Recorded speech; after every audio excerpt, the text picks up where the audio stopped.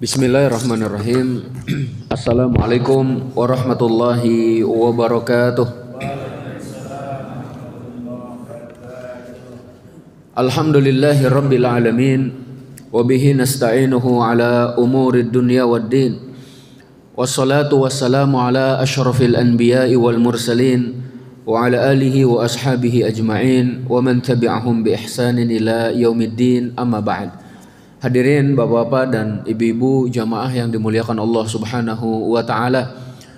Alhamdulillah kita bertemu di salah satu rumah Allah Subhanahu wa taala untuk senantiasa menyebut nama-Nya, berzikir kepada kemudian juga ruku dan sujud hanya untuknya. Kita selalu menyatakan inna salati wa nusuki wa mahyaya wa mamati lillahi rabbil alamin.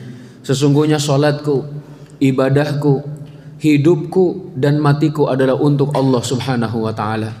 Setelah kita menyadari hal ini, bahkan sampai hidup dan mati untuk Allah, maka semestinya kita berikan yang terbaik untuk Allah Subhanahu wa taala. Kehidupan kita dihiasi dengan amal soleh. Kemudian juga perkataan kita dihiasi dengan perkataan-perkataan yang terbaik. Wa man ahsanu qawla mimman da'a ilallah wa amila salihah wa qala innani minal muslimin. Dan siapakah orang yang paling baik perkataannya daripada orang yang menyeru ke jalan Allah Subhanahu wa taala, kemudian dia menyatakan bahwa aku termasuk orang-orang yang muslim, termasuk orang-orang yang berserah diri. Dan juga Bapak sekalian yang dimuliakan Allah Subhanahu wa taala, setelah kita menyadari bahwa apapun yang kita lakukan dalam rangka menjalankan ketaatan kepada Allah Subhanahu wa taala, maka selanjutnya kita hiasi perkataan dan perbuatan kita adalah dengan ilmu. Termasuk hadirin, salah satu cara untuk mengisi kemerdekaan Republik Indonesia adalah dengan mempersiapkan diri, yang menghiasi diri dengan ilmu untuk membangun peradaban yang lebih baik, untuk membangun negara ke arah baldatun thayyibatun wa rabbun ghafur. Satu negeri yang baik, ya, satu negeri yang diridhoi oleh Allah Subhanahu wa taala, dan itu tidak akan pernah teraih kalau kita tidak memiliki ilmu. Kalau kebijakan-kebijakan yang ada tanpa dasar ilmu, maka semuanya ditopang dengan ilmu. Kalau dahulu para pahlawan mereka sangat semangat memperjuangkan kemerdekaan, mereka mengorbankan darah sampai nyawa mereka, ya. Maka kita saat ini sudah menikmati kemerdekaan, kita syukuri, dan bentuk kesyukuran kita jaga, kita pertahankan negara ini, kemudian juga kita arahkan ataupun juga kita terus memperbaiki diri kita, sekali lagi adalah untuk membawa negara ini ke negara yang memang diridhoi oleh Allah Subhanahu wa taala. Sehingga rasa syukur atas kemerdekaan bukan hanya sekedar simbol, bukan hanya sekedar barangkali mengibarkan bendera. Mengibarkan bendera sudah baik Bapak sekalian, tapi yang lebih baik daripada itu adalah kita terus berusaha ke arah yang lebih baik lagi. Alikhwa hafizakumullah. Tema kita pada pagi hari ini insyaallah berkaitan dengan apa-apa yang dibenci oleh Rasulullah sallallahu alaihi wasallam. Semua kita sebagai kaum muslimin sudah pasti menyatakan cinta Rasul sallallahu alaihi wasallam. Akan tetapi kecintaan bukan sekedar ucapan yang terlontar dari lisan. Akan tetapi perlu bukti nyata, baik dalam keseharian kita, dalam bermasyarakat, bahkan dalam bernegara pula. Ya, terlebih ataupun secara khusus minimal bukti kecintaan kepada Nabi terlihat dalam kehidupan kita sehari-hari. Apa saja yang dicintai oleh Rasul maka pasti akan dicintainya. Apa-apa yang dibenci oleh Rasul maka pasti akan dibenci pula olehnya. Apa-apa yang dikerjakan dan diperintahkan oleh Rasul maka dia pun akan mengikutinya. Apa yang dilarang oleh Rasul dia pun akan menjauhinya. Qul in kuntum tuhibbunallaha fattabi'uni yuhibbukumullah. Katakan hai Muhammad, kalau kalian cinta aku, kata Allah, kalau kalian cinta Allah, ikuti aku, ikuti Rasul sallallahu alaihi wasallam, niscaya Allah akan mencintai kalian. Kata para ulama termasuk Ibnu Katsir rahimahullahu taala, ayat ini merupakan ujian bagi mereka yang mengaku cinta Allah. Kalau memang kalian cinta Allah, ikuti Rasul. Kalau kalian tidak mengikuti Rasul, berarti kalian tidak cinta Allah dan sudah pasti tidak cinta Rasul. Bapak sekalian, seorang yang mencintai seseorang, dia akan mencintai apa yang dicintainya, membenci apa yang dibencinya. Nah, bagaimana kita mengikuti Rasul dalam hal apa-apa yang dibenci olehnya, apa saja yang dibenci oleh beliau, kita akan bahas dalam kesempatan kali ini. Di antara yang dibenci oleh Rasul Shallallahu Alaihi Wasallam, ada yang kaitannya dengan personal, ada yang kaitannya dengan makanan, ada pula yang kaitannya dengan perbuatan. Baik, kita langsung saja Bapak sekalian. Rasulullah Shallallahu Alaihi Wasallam sangat membenci orang yang cerewet. Ini nomor satu ya Bapak sekalian. Apa makna cerewet di sini?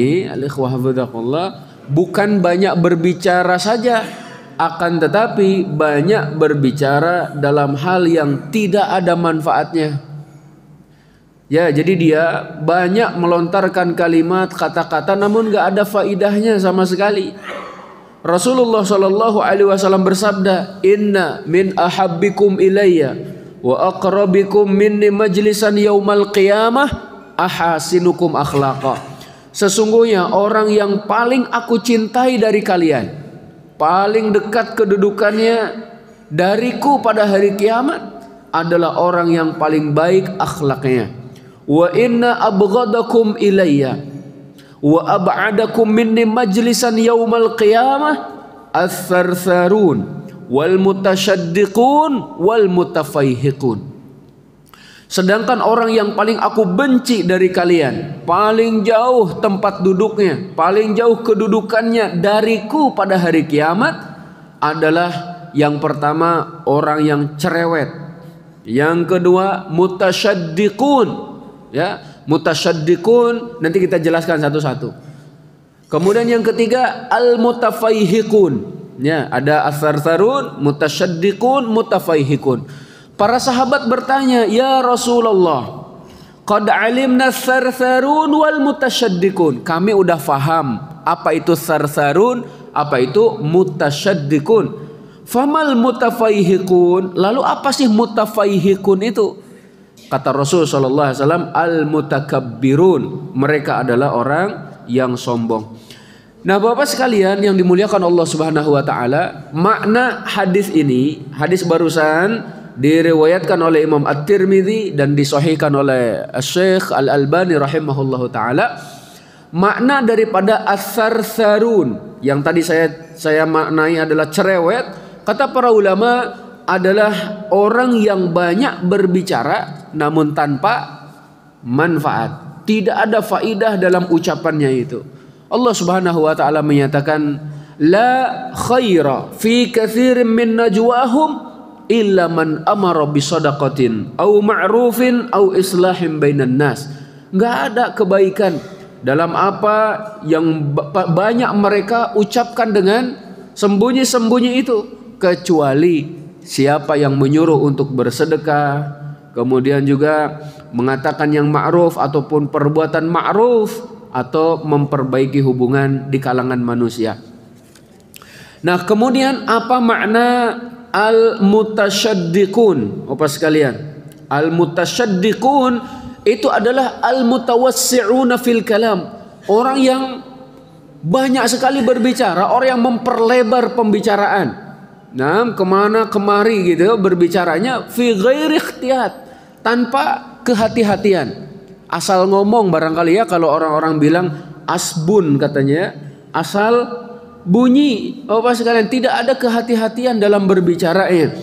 Dan ada juga yang menyatakan bahwa al-mutasyaddiqun artinya adalah orang yang mencela manusia. Jadi orang yang suka merendahkan orang lain itulah al-mustahzi, ataupun al-mutasyaddiq, itulah orang yang selalu menghina manusia. Yang kemudian juga dinamakan al-mutasyaddiqun, Bapak sekalian, karena dia berbicara dengan sepenuh mulutnya untuk memperlihatkan kepada orang lain bahwa dia sangat fasih, untuk memperlihatkan kepada orang lain bahwa dia memiliki keutamaan di antara semua yang hadir, dan juga untuk memperlihatkan bahwa dirinya lebih baik daripada orang lain. Itu mutasyaddiqun. Kalau bahasa singkatnya barangkali orang yang kalau berbicara itu difasih-fasihkan, Bapak sekalian ya. Jadi dipaksain ataupun dia membebani diri ya untuk berbicara dengan pembicaraan yang berat, yang mana bisa jadi orang lain nggak paham, yang berbicara pun nggak ngerti apa sih maknanya gitu, apa sekalian. Ya, al-mutasyaddiqun. Ya, orang yang banyak berbicara dengan sepenuh mulutnya gitu ya. Bahkan juga ikhwah hafizakumullah, di dalam hadis lain Rasulullah sallallahu alaihi wasallam menyatakan, innallaha harrama 'alaikum uquqal ummahat. Allah Subhanahu wa taala mengharamkan kepada kalian, nomor satu, durhaka kepada ibu. Yang disebut adalah ibu. Apakah bermakna durhaka kepada bapak boleh? Tentu tidak. Ya, yang dicontohkan hanya ibu, yang disebut hanya ibu. Karena kebanyakan anak beraninya sama ibu.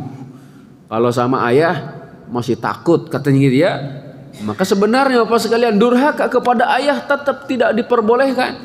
Oke, nomor satu, dilarang durhaka kepada ibu. Yang kedua, wa'dal banat, mengubur hidup-hidup anak perempuan. Dahulu terjadi di zaman jahiliyah Bapak sekalian. Namun ternyata perilaku-perilaku jahiliyah masih berlaku sampai sekarang. Dalam arti masih ada saja orang-orang yang membuang anaknya, entah itu ke tempat sampah ataupun ke hutan dan sebagainya. Rela sekali ataupun tega sekali gitu ya mereka melakukan hal tersebut. Anaknya yang baru lahir dibuang, ada yang dikubur, ada yang dimasukkan ke tong sampah dan selanjutnya. Nasallallahu alaihi. Ini yang kedua adalah mengubur anak perempuan. Yang ketiga, wa man'an wahad. Apa makna man'an wahad? Jadi orang ini mencegah harta yang harus dikeluarkan. Jadi maksudnya dia nggak mau sedekah, tapi maunya minta-minta. Dia punya uang, nggak mau membantu orang lain, tapi sukanya minta-minta. Alaikumullah. Kemudian yang selanjutnya, wa karihalakum, dan Allah membenci dari kalian qila wa qala, katanya. Berarti berita burung, berita yang belum jelas kebenarannya Bapak sekalian. Qila wa qala. Kemudian wa kasratus su'al, banyak nanya dalam hal yang tidak bermanfaat. Adapun kalau bertanya dalam sesuatu yang harus kita ketahui, maka itu diperintahkan. Fas'alu ahla dzikri in kuntum la ta'lamun. Bertanyalah kepada para ulama kalau memang kalian enggak paham, kalau kalian enggak tahu, itu kata Allah. Nah, yang dilarang itu banyak nanya dalam hal yang tidak bermanfaat. Pada satu hari Rasulullah Shallallahu Alaihi Wasallam ditanya oleh sahabatnya, ya Rasulullah, siapa namaku? Atau siapa bapakku ya Rasulullah? Coba Masya Allah, bukankah dia tahu nama bapaknya? Tapi Rasul menyatakan bapakmu fulan ibni fulan. Rasul tetap menjawab, Masya Allah ya, tanpa marah. Ada lagi yang bertanya, ya Rasulullah, di mana untaku? Coba Masya Allah, kalau ada jamaah yang nanya ke saya, Ustaz di mana kambing saya? Loh, kok nanya kayak gitu ya Masya Allah. Tapi Rasul tetap menjawab, untamu itu diikat di bawah pohon ini dan itu. Lalu laki-laki itu menyatakan, saya bersaksi bahwa engkau adalah Rasulullah. Gitu, Masya Allah. Jadi dia ternyata ngetes gitu Bapak sekalian. Maksudnya kalau mau bertanya, bertanyalah sesuatu yang bermanfaat. Kalau tidak bermanfaat maka hindari. Kasratus su'al, banyak nanya. Kalau dalam Al-Quran yang dicontohkan itu pertanyaannya Bani Israel. Diperintahkan untuk menyembelih seekor sapi betina, malah nanya yang kayak gimana sifatnya. Oh, yang nggak tua, nggak terlalu muda. Terus kayak gimana lagi? Nggak dipakai bajak sawah. Warnanya kayak gimana? Warnanya kuning keemas-emasan. Orang-orang seneng kalau lihat. Akhirnya berat apa sekalian? Mereka mencari-cari sapi yang dimaksud itu hampir tidak menemukan. Dan mereka menemukan di sana hanya satu-satunya sapi yang dimaksud, milik anak yatim, dan anak yatim itu dipeseni oleh orang tuanya yang sudah meninggal dunia, tidak boleh dijual kecuali dengan emas seberat sapi tersebut. Kalau sapinya beratnya 400 kilo, ya pakai emas dibelinya 400 kilo apa sekali. Ada di sini yang punya emas 400 kilo? Ada, masya Allah, masya Allah, masya Allah. Barakallahu fikum. Itu kalau hasil tambang Indonesia dibagi-bagi ke kita, insya Allah masing-masing mungkin dapat 4 kilo tuh apa sekali. Atau ya nggak banyak lah, 50 kilo juga nggak apa-apa gitu ya. Kembali ke sini. Jadi yang dibenci oleh Allah ternyata salah satunya banyak nanya. Kemudian wa idha'atil mal. Dia adalah boros. Bapak sekalian dan ibu-ibu jamaah yang dimuliakan Allah Subhanahu wa taala, sekarang apa arti al-mutafaihikun? Al-mutafaihikun. Tadi Rasul langsung menjelaskan mutafaihikun itu adalah orang-orang yang sombong. Dan kata Rasul dalam hadis lain, karakter orang sombong itu satu, merendahkan manusia, atau nomor satu adalah menolak kebenaran, dan yang kedua merendahkan manusia. Itu mutafaihikun. Ketika dia berbicara, dia melihat bahwa dirinya lah yang terbaik. Ketika melakukan sebuah perbuatan, dia menyangka bahwa dialah melakukan perbuatan termulia. Menganggap orang lain ketika beramal tidak ada apa-apanya. Itulah mutafaihikun. Ada juga opa sekalian yang hadis lain gitu ya yang menjelaskan bahwa Rasulullah Shallallahu Alaihi Wasallam bersabda, Innallaha yabghadul baligha minar rijal alladhi yatakhallalu bilisanihi kama tatakhallalul baqaratu bilisaniha. Sesungguhnya Allah membenci seorang laki-laki kalau berbicara dilebih-lebihkan, berlebihan, memaksakan diri gitu. Jadi kalau bersajak harus bersajak semuanya. Kalau akhirannya i harus i semuanya gitu ya. Nah, Allah membenci orang yang berkata seperti itu, memaksakan diri dengan sesuatu yang barangkali dia sendiri nggak mampu. Sebagaimana kata Rasul, ya, ataupun alladzi yatakhallalu bilisanihi, yang mana dia berbicara dengan memutar-mutar lisannya, sebagaimana seekor sapi memutar-mutar lidahnya. Para ulama menjelaskan kenapa yang dikasih contoh adalah sapi. Karena kata mereka, setiap hewan kalau makan langsung pakai mulutnya, kecuali sapi, ataupun kecuali sapi apa sekalian. Sapi itu kalau makan rumput, makan diputer-puter dulu lidahnya itu ya, pakai lidahnya baru kemudian dimasukkan ke dalam mulutnya. Itu adalah gambaran orang yang ketika berbicara lidahnya itu diputer-puter itu ya sepenuh-penuhnya. Apa sekalian untuk menunjukkan bahwa dirinya punya keistimewaan dibanding orang lain. Nah, sekarang apa sekalian, ada yang bertanya, dan qadarullah di antara yang ditanya itu saya sendiri ketika mengadakan pengajian kayak gini, saya menyampaikan hadis ini, ada jamaah yang bertanya, Ustadz, bagaimana dengan Ustadz yang banyak bicara? Masya Allah. Masya Allah. Gitu ya, Masya Allah.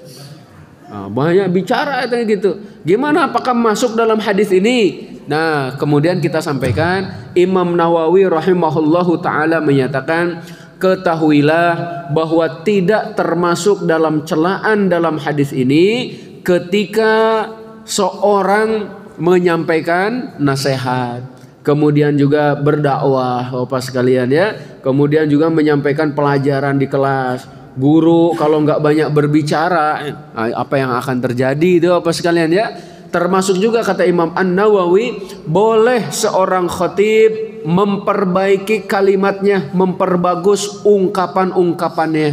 Karena dengan bagusnya ungkapan dan kalimat yang disampaikan, ternyata itu lebih berkesan daripada kalimat yang acak-acakan, nggak beraturan. tidak tahu di mana komanya, titiknya, kemudian juga fa'il, maf'ul, ataupun juga di mana subjek, predikat dan sebagainya.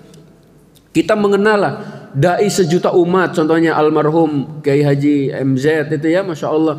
Beliau cara pengungkapannya bagus sekali, tutur kalimatnya. Seperti itulah Bapak sekalian. Di antara hal yang diperbolehkan adalah memperbaiki kosakatanya. Kita tentu tidak akan senang ketika melihat ada seorang dai kata-katanya kasar. Kata-katanya penuh dengan celaan. Lo katanya mengajak manusia untuk berakhlak mulia, tapi dirinya sendiri tidak mencontohkannya. Itu kan sesuatu yang kontradiktif, ya, bertolak belakang dengan tujuan daripada dakwah itu sendiri. Nah, selanjutnya Bapak sekalian, apalagi yang dibenci oleh Rasulullah Sallallahu Alaihi Wasallam? Rasulullah Sallallahu Alaihi Wasallam membenci orang yang suka berdusta. Berdusta nih ya, dusta itu memang satu dosa yang apabila dikerjakan dosa lain ngikuti. Kalau kita berdusta satu kali, maka pasti akan berdusta untuk yang kedua kalinya. Kemudian kalau berdusta dua kali, dusta lagi untuk ketiga kalinya. Itu bisa dirasakan dan bisa ditemui Bapak sekalian dalam bermasyarakat kita. Satu kali berbohong, besoknya berbohong lagi, besoknya berbohong lagi. Nah, Ibunda Aisyah belum menyatakan, "Makana khuluqun abghadu ila Rasulillah sallallahu alaihi wasallam minal kadhib." Tidak ada satu akhlak yang paling dibenci oleh Rasul melebihi dusta. Ya, melebihi dusta. Dalam hadis lain Rasul sallallahu alaihi wasallam menyatakan, "Iyyakum wal kadhiba fa innal kadhiba yahdi ilal fujur wa innal fujura yahdi ilan nar wa innar rajula la yakdzib wa yataharral kadzib hatta yuktaba indallahi kadzdzaba." Jauhi oleh kalian dusta, karena kedustaan itu membawa kepada perbuatan dosa, dan dosa itu menghantarkan seseorang ke dalam neraka. Ada seseorang yang selalu berkata dusta sehingga tertulis di hadapan Allah sebagai pendusta. Mau nggak tertulis di hadapan Allah sebagai pendusta tuh? Auzubillah. Tidak mau tentunya ya. Bapak sekalian yang dimuliakan Allah Subhanahu wa taala, kalau ada seseorang berdusta di hadapan Rasulullah sallallahu alaihi wasallam, maka Rasulullah sallallahu alaihi wasallam akan berpaling darinya. Tidak mau memperhatikannya Bapak sekalian sampai dia bertaubat kepada Allah Subhanahu wa taala. Ini menunjukkan sekali lagi Rasul sangat membenci kedustaan. Ya. Kemudian Rasulullah sallallahu alaihi wasallam membenci siapapun yang memiliki akhlak tercela. Sebagaimana hadis yang tadi sudah kita sampaikan, orang yang paling dekat kedudukannya dengan Rasul, orang yang paling dicintai oleh Rasul adalah orang yang paling baik akhlaknya. Sedangkan orang yang paling dibenci oleh Rasul, paling jauh kedudukannya pada hari kiamat dari Rasul adalah mereka yang paling buruk akhlaknya. Ini lebih umum, lebih paling buruk akhlaknya apapun Bapak sekalian keburukannya, keburukan lisan, keburukan tangan, keburukan kaki, keburukan pikiran, ya keburukan seluruh anggota tubuh yang itu terlihat dalam akhlak dalam sehari-harinya ya. Itu Rasul Shallallahu Alaihi Wasallam yang selanjutnya sangat membenci nama yang buruk. Nama yang buruk. Sekali lagi nih Bapak sekalian, nama ini bisa berkaitan dengan nama orang, nama tempat, atau nama makanan. Itu dibenci oleh Rasul Sallallahu Alaihi Wasallam. Kita akan kasih contoh dulu. Rasulullah Sallallahu Alaihi Wasallam, kalau beliau akan menugaskan seorang sahabat, baik untuk berangkat ke sebuah daerah dalam rangka berdakwah, ataupun contohnya nanti ada tugas untuk menyampaikan surat, ya surat Rasul kepada para raja contohnya, Rasul terkadang bertanya, "Masmuk, siapa namamu?" Kalau disampaikan namanya baik, Rasul senang, ya melihat oh namanya baik itu, semoga sesuai dengan namanya. Tapi kalau disampaikan namanya nggak baik, maka Rasul benci. Rasul nggak suka mendengar nama-nama yang buruk, Bapak sekalian. Nah karena itu sebagai orang tua ataupun mungkin sebagai kakek, nanti usulkan kepada anak-anak kita agar memberi nama cucu ataupun anak kita sendiri adalah dengan nama-nama yang baik, yang memiliki makna yang baik, Bapak sekalian. Nah, Ibnul Qayyim belum menyatakan Rasulullah Shallallahu Alaihi Wasallam sangat tidak suka ketika mendengar ada seorang yang memiliki nama buruk. Ya, wa yakrahuhu jiddan, beliau sangat membencinya. Baik itu kaitannya dengan orang, tempat, kabilah, nama gunung dan sebagainya. Jadi semua yang buruk harus diganti Bapak sekalian dengan yang baik. Contoh, Rasul Shallallahu Alaihi Wasallam ketika mendengar ada sahabat yang berasal dari suku Ghifar. Contoh siapa Bapak sekalian? Abdurrahman Al-Ghifari. Rasul menyatakan Ghifarun ghafarallahu laha. Dia berasal dari suku Ghifar, semoga Allah mengampuninya. Ghifar, Ghafar, Ghafur itu kan satu kata Bapak sekalian. Semoga Allah mengampuninya. Ketika mendengar ada seseorang berasal dari kabilah Aslam, ya Bani Salimah contohnya, ataupun Bani Aslam, maka Rasul menyatakan salamahallah, semoga Allah menyelamatkannya sesuai dengan namanya. Tapi ketika Rasul mendengar dari mana dia, Usayyah. Apa itu Usayyah? Usayyah itu kan bermaksiat artinya. Maka Rasul menyatakan asatillaha wa rasulah, dia telah bermaksiat kepada Allah dan Rasulnya. Oh, makanya alikhwa hafizakumullah, kalau ada nama kita yang buruk ganti dengan yang baik. Kalau nama kampungnya tidak baik ganti dengan yang lebih baik. Ya. Mungkin dari nama-nama kampung dulu nih Bapak sekalian. Di daerah mana lah gitu Bapak sekalian. Semoga tidak ada ya. Ada satu kampung katanya yang dinamakan dengan kampung apa Pak? Kampung apa? Hah? Kampung apa?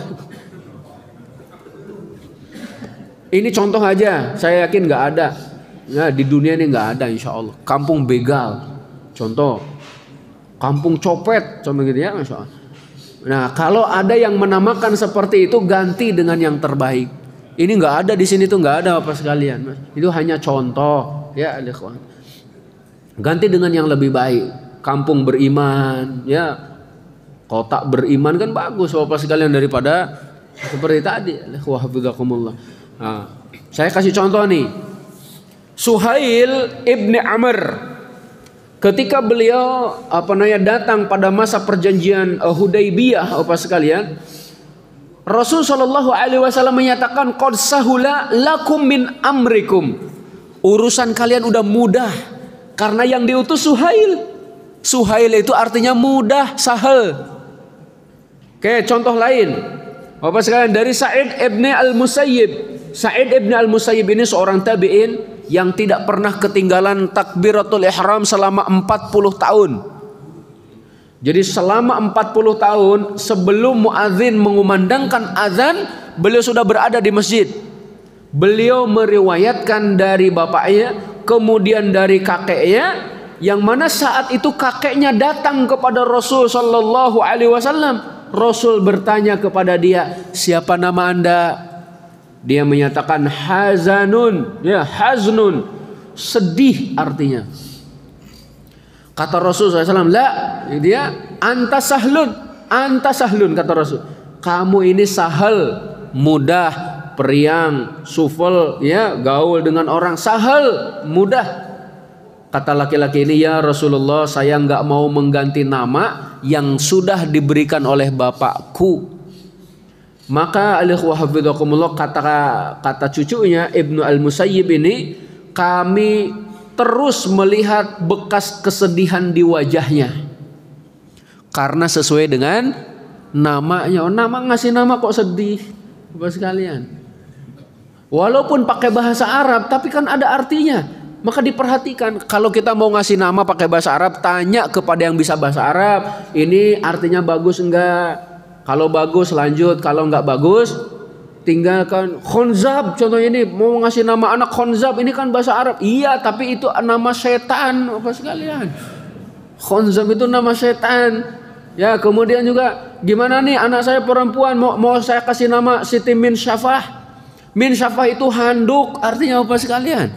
Maksudnya tanya dulu kepada yang bisa bahasa Arab, artinya bagus enggak? Kalau bagus sekali lagi boleh, silahkan ya. Ada juga yang ngasih nama anak pakai Quran, boleh, akan tetapi juga lihat maknanya. Sampai merem tak jahanam, ya enggak boleh. Ya, diperhatikan. Nah juga kita merasa heran ketika ada seorang perempuan namanya Zurni Laila. Bagus nggak Bapak sekalian? Artinya datangi aku di malam hari. Maksudnya apa Bapak sekalian? Memang pakai bahasa Arab, tapi artinya apa? Itu alaikum ya.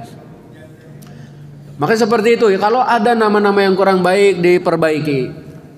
Umar bin Khattab pernah bertanya kepada seseorang, "Mas muka, siapa namamu hai laki-laki?" "Jamrah," bara api. Artinya bara api. "Nama saya Jamrah." "Terus kamu anak siapa?" kata Umar bin Khattab. "Ibnu Syihab." Anak percikan api. Masyaallah. Kemudian mimman, dari kabilah mana kalian? Minal Huraqah, artinya kebakaran. Masya Allah, kabilah kebakaran.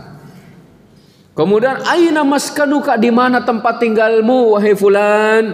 Laki-laki itu menyatakan biharratin nar.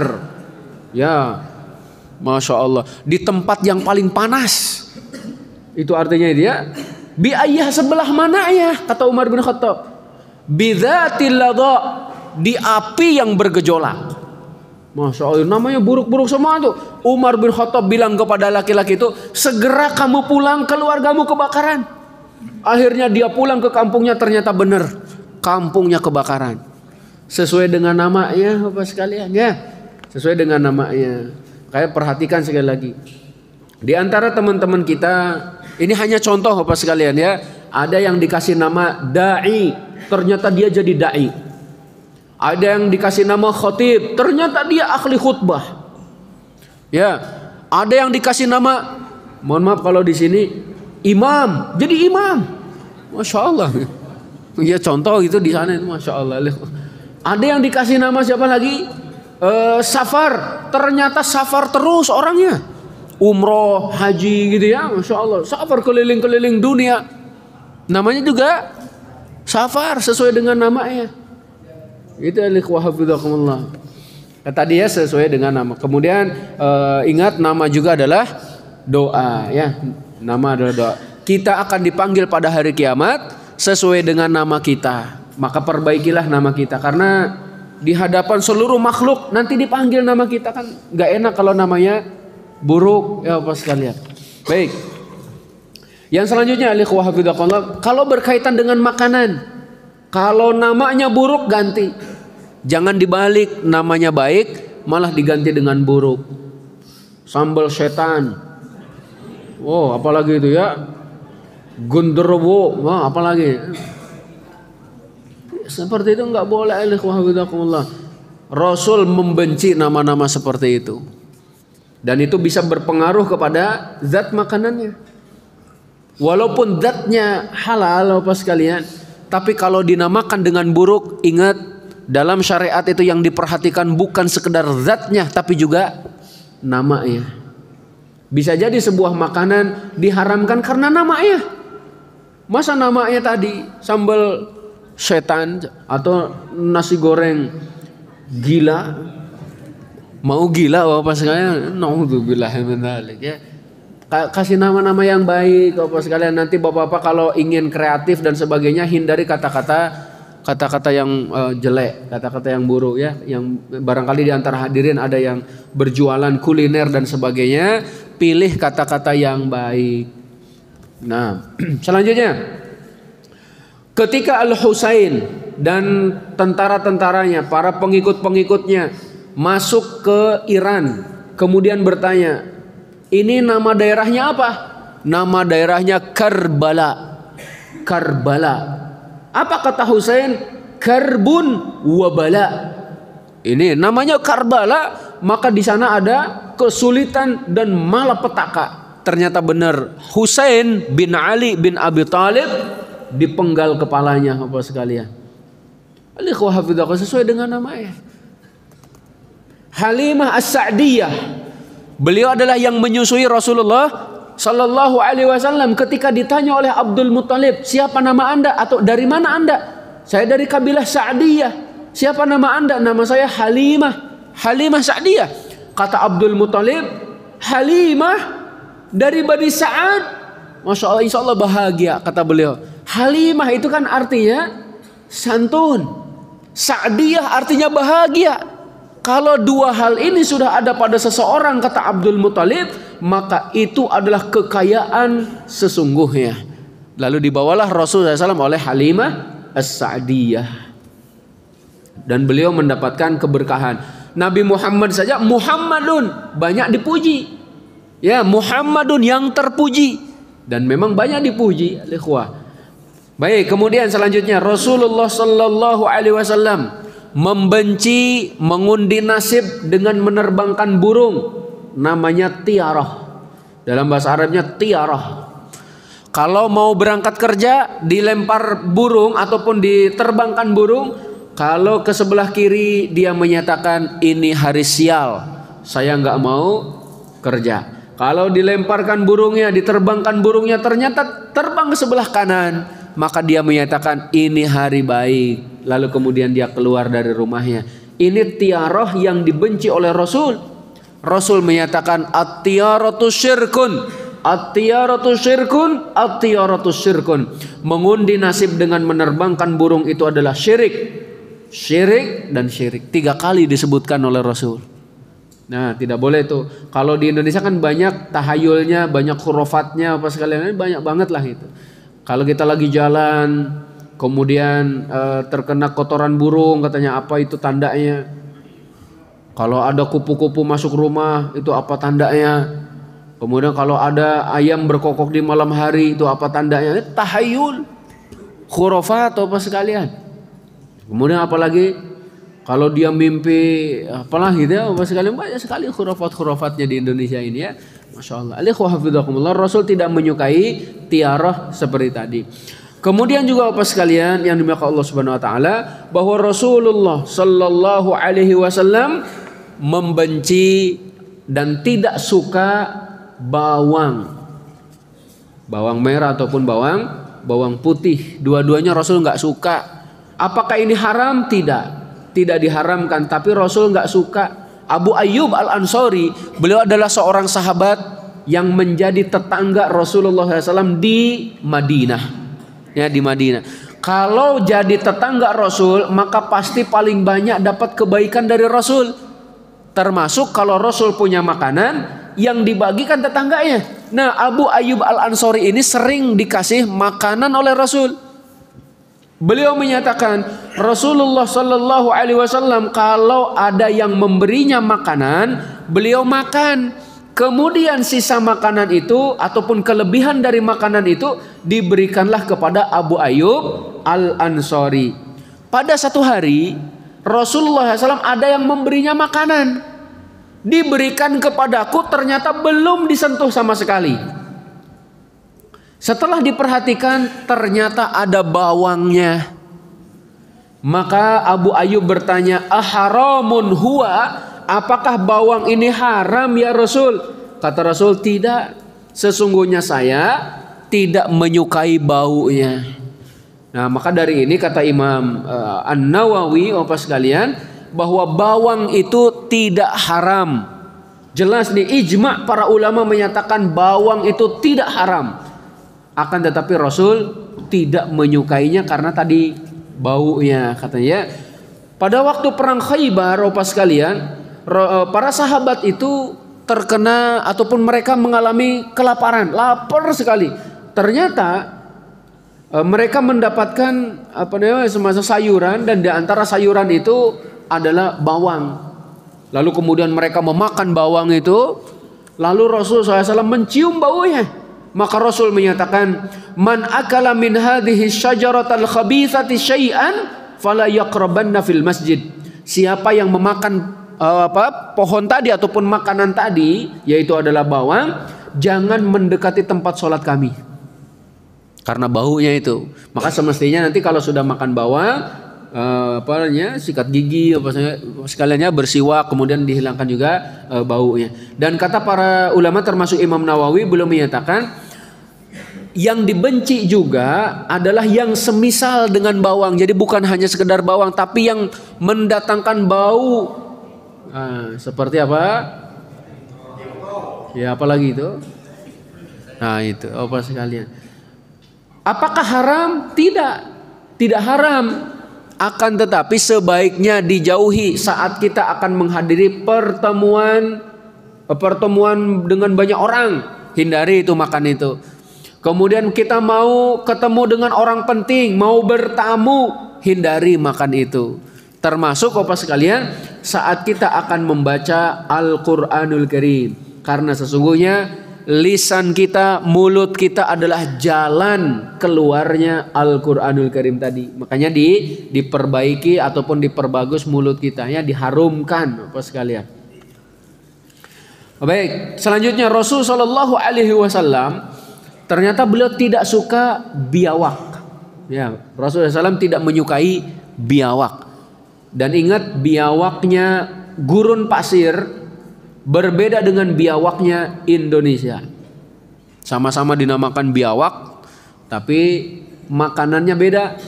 Kalau biawaknya gurun pasir itu yang dimakan rerumputan dan serangga, serangga kecil. Itu yang dimakan olehnya. Kalau biawaknya Indonesia yang dimakan bangke, tikus, ular, apalagi ya, ikan, daging-dagingan. Kalau bapak-bapak punya ikan satu kolam, simpen aja itu biawak di sana satu aja, ya insya Allah habis bapak. Jadi yang dimakan daging gitu ya bapak sekali. Kalau yang biawak yang di sana yang dimakan itu serangga, rumput itu. Rasul tidak menyukai makan biawak. Pada satu hari Ummu Hafid gitu ya, memberikan hadiah kepada Rasul Shallallahu Alaihi Wasallam makanan. Salah satu daripada makanan yang diberi itu adalah biawak yang sudah dimasak. Jadi ada akid, ada minyak samin, ada biawak. Rasulullah Shallallahu Alaihi Wasallam makan gitu ya, memakan selain daripada biawak itu. Lalu kemudian beliau ditanya, "Ya Rasulullah, apakah biawak ini haram?" Kata Rasul, "Tidak. Akan tetapi aku nggak terbiasa gitu. Di daerahku itu nggak ada yang suka makan seperti itu." Nah, Khalid ibn Walid ketika beliau dihidangkan makanan yaitu biawak, sate biawak, Bapak sekalian, sate biawak. Rasulullah SAW hampir mengambilnya. Tapi kemudian dikasih tahu oleh sahabat yang lain, "Ya Rasulullah, itu biawak." Rasul nggak jadi ngambil. Lalu Khalid bin Walid bertanya, "Ya Rasulullah, apakah haram?" Kata beliau, "Tidak. Cuman karena di kampungku nggak ada yang suka makan kayak gini." Ya, makanya Khalid bin Walid akhirnya tetap makan, diperhatikan ataupun di hadapan Rasul Shallallahu Alaihi Wasallam. Ini menunjukkan boleh. Kalaulah haram, maka pasti Rasul akan menyatakan haram, nggak boleh kamu memakannya, gitu ya. Maka di sini sekali lagi biawak yang di sana hukumnya halal. Boleh saja silahkan kalau memang mau dan suka, ya. Barakallahu fikum. Selanjutnya Rasulullah Shallallahu Alaihi Wasallam membenci kalau minum minuman yang masih panas, kalau makan makanan yang masih panas. Beliau menganjurkan makanan dan minuman yang masih panas didinginkan terlebih dahulu sampai hilang asapnya. Ya, Uqbah bin Amir beliau menyatakan Rasulullah Sallallahu Alaihi Wasallam membenci minum minuman yang panas. Kemudian Asma binti Abi Bakar beliau menyatakan bahwa kalau Asma gitu ya, jadi kalau Asma ini membuat bubur maka beliau selalu menutupnya. Jadi kalau sudah matang beliau tutup dulu sampai nanti hilang asapnya. Kalau sudah tidak ada asapnya, lalu kemudian beliau baru memakannya, dan beliau menyatakan, saya mendengar Rasulullah Shallallahu Alaihi Wasallam bersabda, innahu a'dhamu lil barakah. Sesungguhnya makanan dalam kondisi seperti ini lebih banyak berkahnya. Masya Allah. Abu Hurairah radhiyallahu anhu beliau menyatakan bahwa Rasulullah bahwa beliau Abu Hurairah sendiri ya yang menyatakan, tidak boleh dimakan sebuah makanan itu sampai asapnya hilang, biar agak dingin terlebih dahulu. Ya, barakallah. Baik, sampai di sini. Ada yang mau ditanyakan mungkin? Barakallah fikum. Silakan. Baik, alhamdulillah. Jazakallahu khairan. Kita yang telah menyampaikan pelajarannya pada pagi hari terkait apa yang dibenci oleh Rasulullah SAW. Banyak tadi yang disampaikan, mudah-mudahan menjadikan pelajaran untuk kita.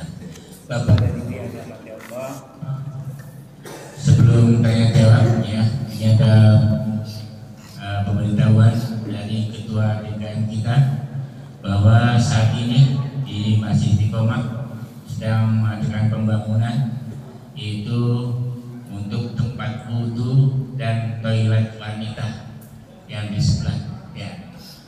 Untuk itu DKM membuka kesempatan untuk infak, kita berinfak ya. Barangkali ada yang berinfak, silakan langsung ke kontak DKM ya. Atau mungkin sudah disediakan, saya belum tahu kontaknya mungkin ya, saya belum tahu. Sekali lagi, barangkali yang akan berinfak untuk pembangunan renovasi tempat wudhu dan toilet wanita dipersilakan.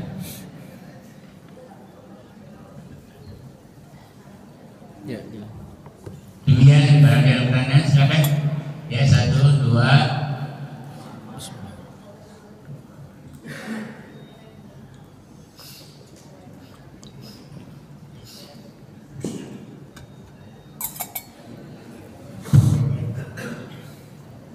Assalamualaikum warahmatullahi wabarakatuh. Assalamualaikum warahmatullahi Semoga Pak Ustaz selalu sehat. Amin, jazakumullah khair. Pak Ustaz, nama Arab saya Muhammad Abdullah. Kalau sekarang ini namanya Ersidin Sarono. Mudah-mudahan boleh ya Pak Ustaz. Kemudian ada namanya Bagong. Bapaknya Atang. Jadinya Bagong kalau di cepatnya jadi binatang. Bagong binatang. Itu Pak Ustaz. Kemudian bagaimana caranya kita mendoakan atau bagaimana Pak Ustaz sikap kita menghadapi orang yang cerewet? Begitu Pak Ustaz, menghadapi orang yang cerewet. Terima kasih Pak Ustaz. Assalamualaikum warahmatullahi wabarakatuh. Satu lagi.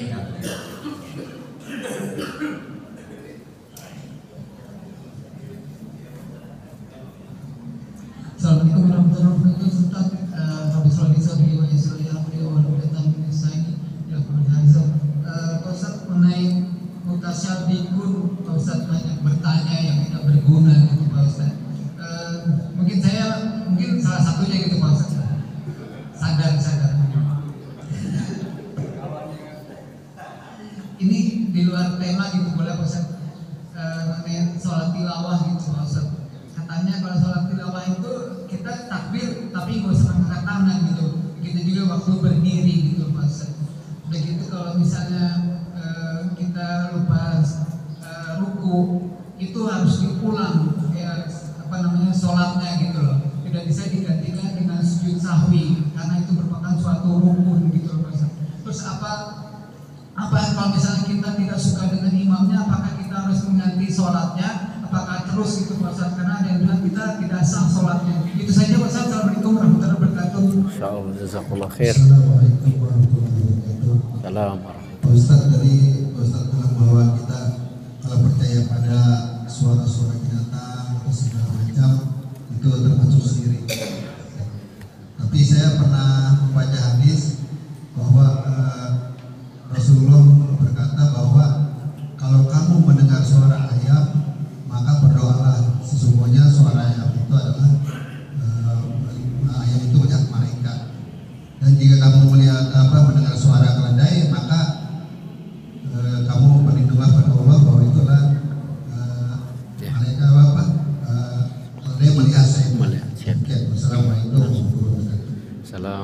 Masya Allah. Ada lagi? Masya Allah. Ibu, ada ibu? Ada? Cukup, ya, silakan. Dia ada jawab dulu Ustaz dulu. Barakallahu fikum. 3 dulu ya, takutnya lupa. Yang pertama, apabila ada nama-nama orang tua terdahulu yang memang kurang baik, ya semoga Allah Subhanahu wa taala mengampuninya. Barangkali ya karena mereka belum mengetahui, bisa jadi seperti itu. Terlebih lagi kita mungkin bapak-bapak mengalami. Bapak-bapak ketika masih kecil saya yakin untuk mendapatkan kitab-kitab itu sulit.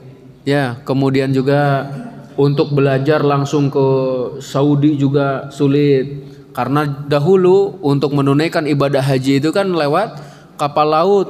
Tadinya belum ada kapal terbang ya, belum ada pesawat terbang. Jadi kalau mau haji itu sampai 6 bulan. Orang-orang udah lupa katanya gitu ya. Dia baru pulang, Masya Allah. Orang-orang udah menganggapnya udah nggak ada lah gitu. Ternyata udah pulang.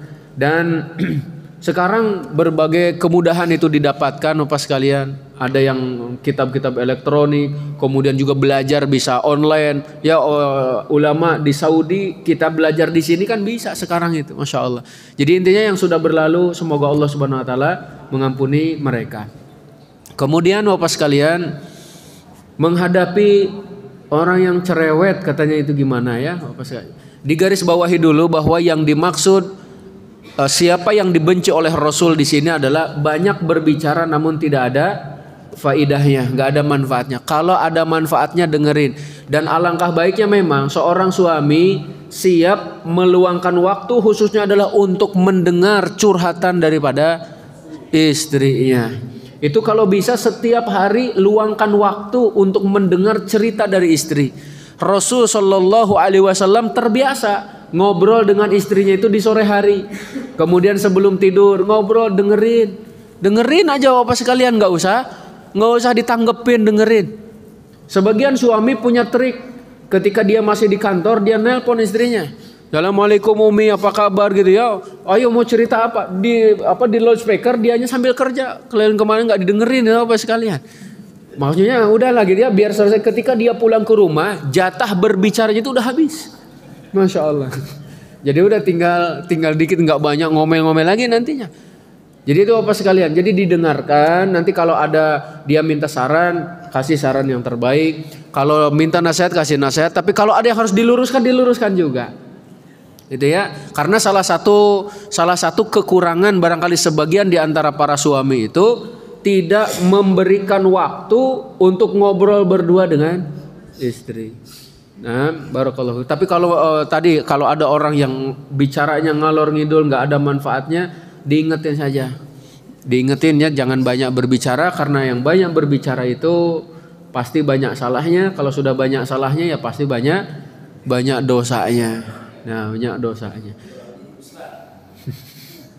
Ya, barakallahu fikum. Kemudian yang kedua adalah tadi Bapak sekalian katanya saya banyak bertanya, saya menyadari kalau itu diperlukan nggak apa-apa. Ya banyak nanya nggak apa-apa Bapak sekalian. Saya harus tahu apa itu rukun sholat, apa itu sunnah-sunnah. Boleh silahkan tanyakan. Tapi kalau nggak ada manfaatnya, kalau Bapak nanya, Ustadz siapa nama saya? Nah itu di antara pertanyaan yang kurang bermanfaat.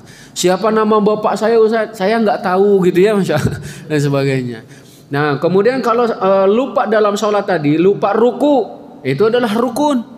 Makanya diulangi sholatnya. Jadi kalau ketinggalan rukun ataupun kehilangan rukun, ulangi sholatnya Bapak sekalian. Tapi kalau hanya tasyahud awalnya ataupun hanya contohnya dia lupa mengucapkan sami Allahu liman hamidah, harusnya kan sami Allahu liman hamidah, tapi dia bilang Allahu Akbar, contohnya kayak gitu.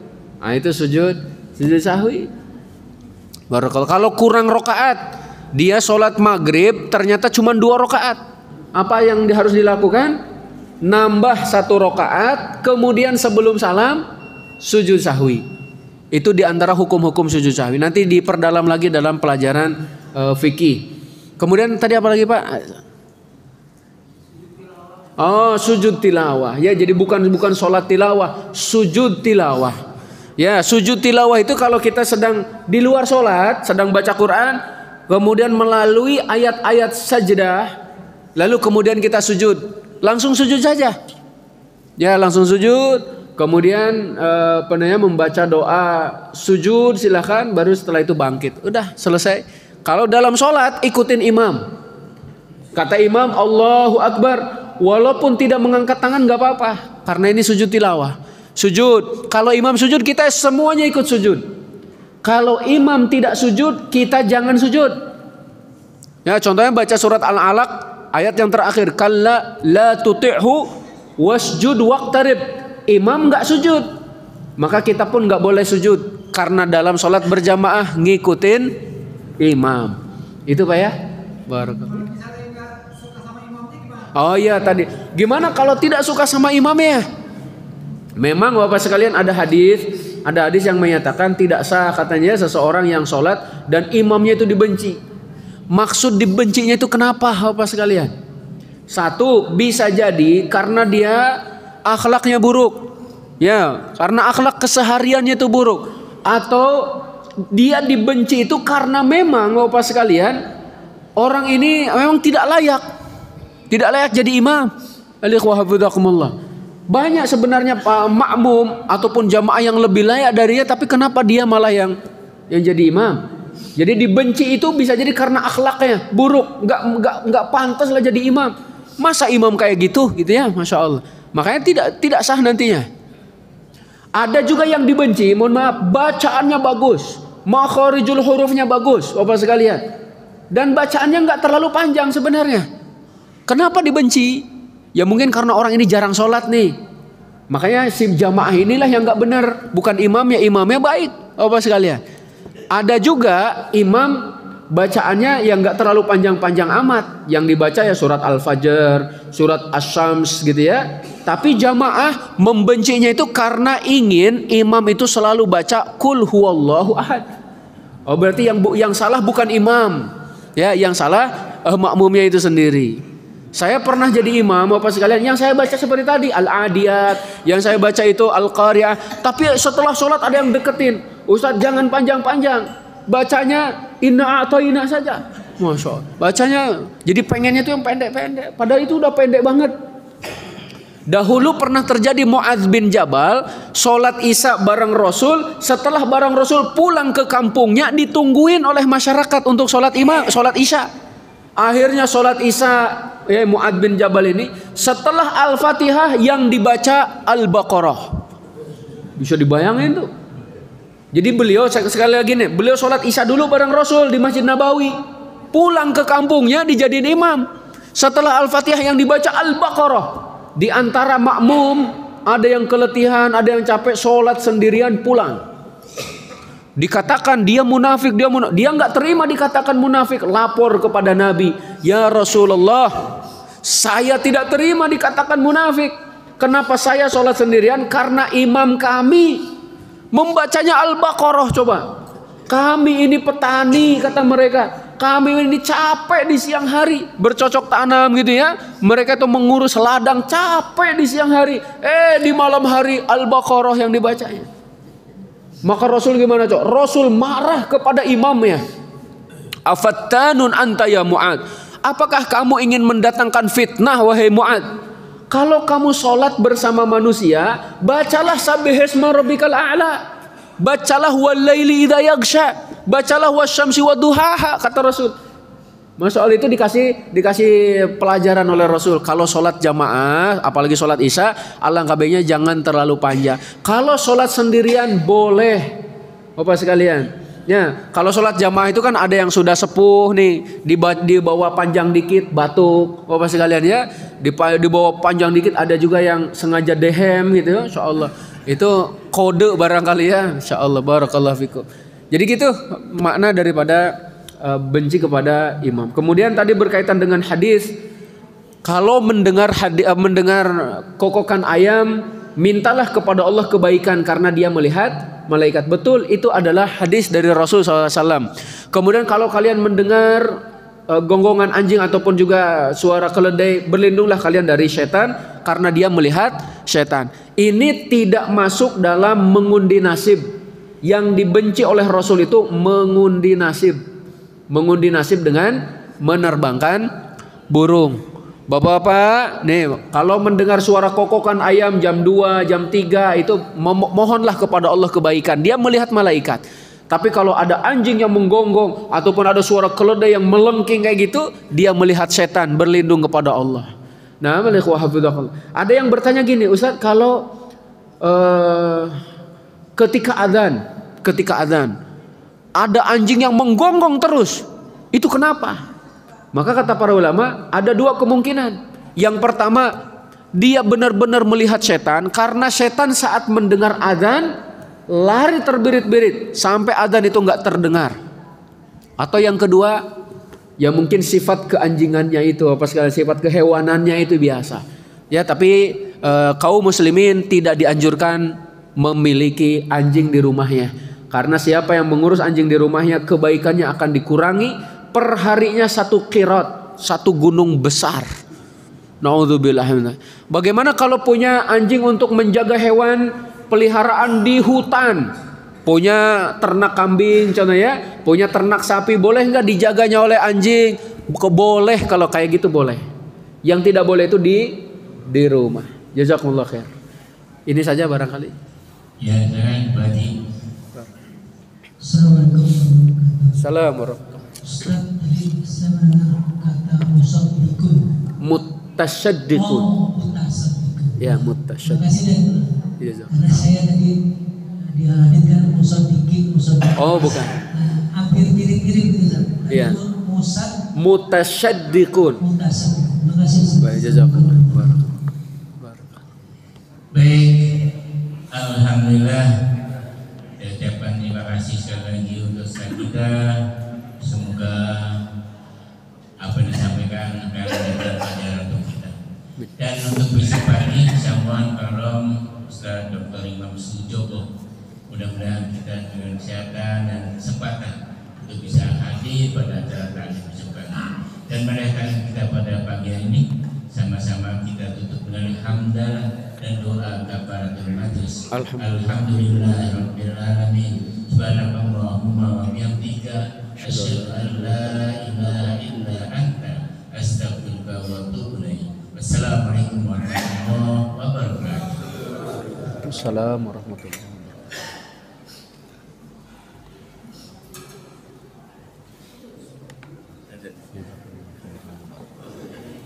Syukran Ustaz.